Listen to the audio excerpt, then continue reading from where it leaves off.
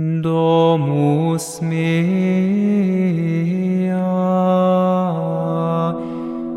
domus orationis evocabitur, dicit Dominus, in ea omnis qui petit accipit,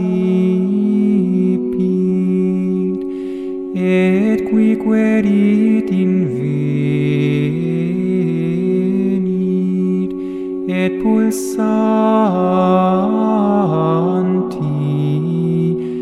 aperietur.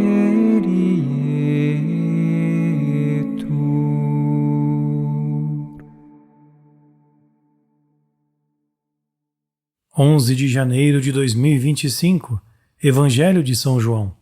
A purificação do templo. Capítulo 2, versículos de 13 a 25. Estava próxima a Páscoa dos judeus, e Jesus subiu a Jerusalém. Encontrou no templo vendedores de bois, ovelhas e pombas, e os cambistas sentados às suas mesas. Tendo feito um azorrague de cordas, expulsou-os a todos do templo, e com eles as ovelhas e os bois. Deitou por terra o dinheiro dos cambistas e derrubou as suas mesas. Aos que vendiam pombas disse: Tirai daqui isto, não façais da casa de meu pai casa de negócio. Então lembraram-se seus discípulos do que está escrito: O zelo da tua casa devorou-me. Tomaram então a palavra os judeus e disseram-lhe: Com que sinal nos mostras tu que tens autoridade para fazer estas coisas? Jesus respondeu-lhes: Destruí este templo, e o reedificarei em 3 dias. Replicaram os judeus: Este templo foi edificado em 46 anos, e tu o reedificarás em 3 dias? Ora, ele falava do templo de seu corpo. Quando, pois, ressuscitou dos mortos, lembraram-se seus discípulos do que ele dissera, e creram nas Escrituras e nas palavras que Jesus tinha dito. Estando em Jerusalém, pela festa da Páscoa, muitos creram no seu nome, vendo os milagres que fazia. Mas Jesus não se fiava neles, porque os conhecia a todos, e não necessitava de que lhe dessem testemunho de homem algum, pois sabia por si mesmo o que há em cada homem. Escutaremos uma meditação escrita pelo irmão Elias, narrada por Felipe e acompanhadas por cantos de harpa dei. A casa do Pai é o lugar sagrado onde Deus deve ser glorificado por meio da oração e do sacrifício. Nos evangelhos sinópticos, Jesus diz que ela não deve ser transformada em mercado ou em covil de ladrões. Em outras palavras, a casa de Deus não deve ser utilizada para outros fins. Tudo isso provoca a ira de Deus, como vemos em Jesus na passagem de hoje. Ele não tolerou tacitamente o espetáculo no templo, pois tal ato seria uma grave ofensa ao Senhor.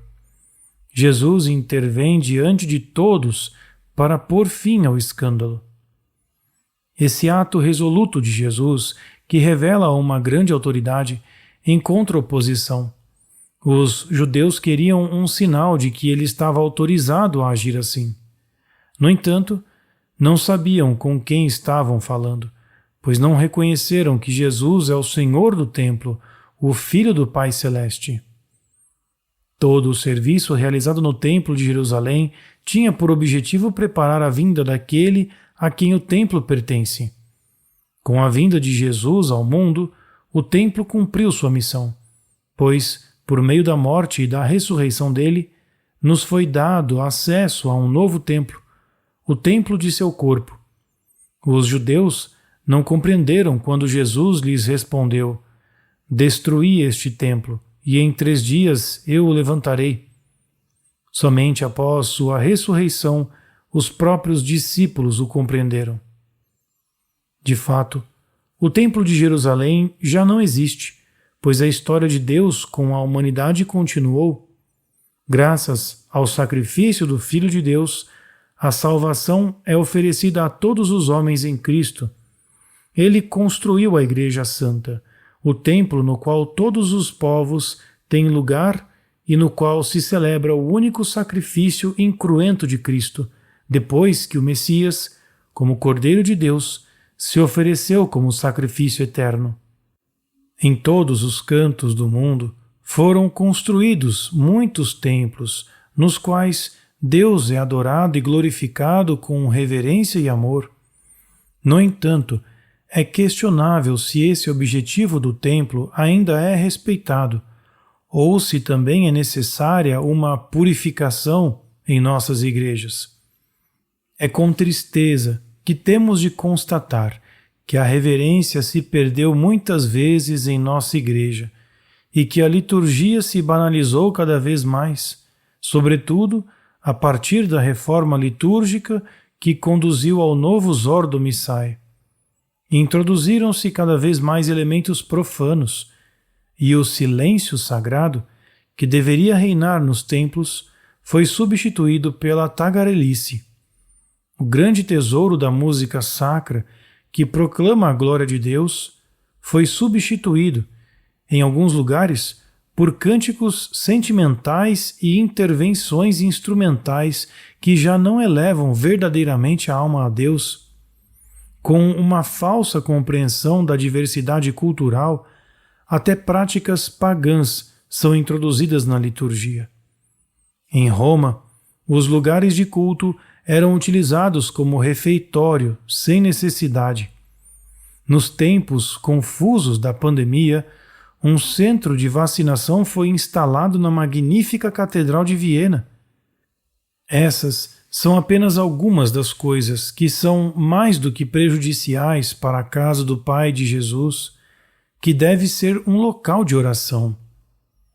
Se nos detivéssemos a meditar sobre a purificação do templo, não poderíamos deixar de mencionar também a sua poluição interior, os pecados não expiados, os sacrilégios, o veneno da difusão de erros doutrinais e morais, a deplorável confusão da hierarquia eclesiástica atual. O que dirá e fará Jesus a esse respeito? Cabe a Ele purificar o templo.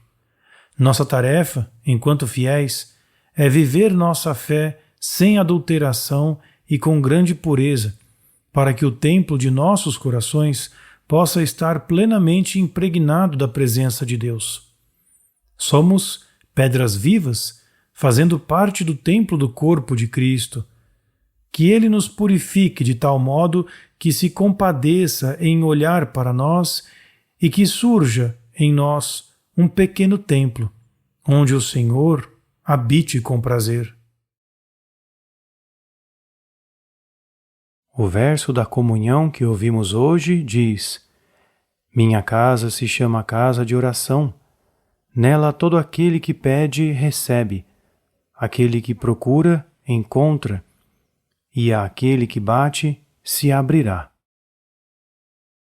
Quam dilecta tabernacula tua Domine virtutum,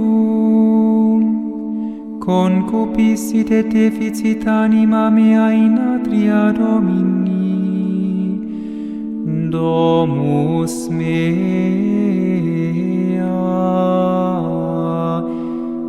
Domus orationis evocabitur,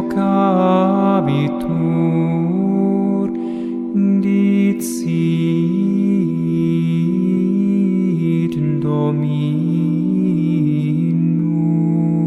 Dominus, in ea omnis qui petit accipit, et qui querit invenit, et pulsanti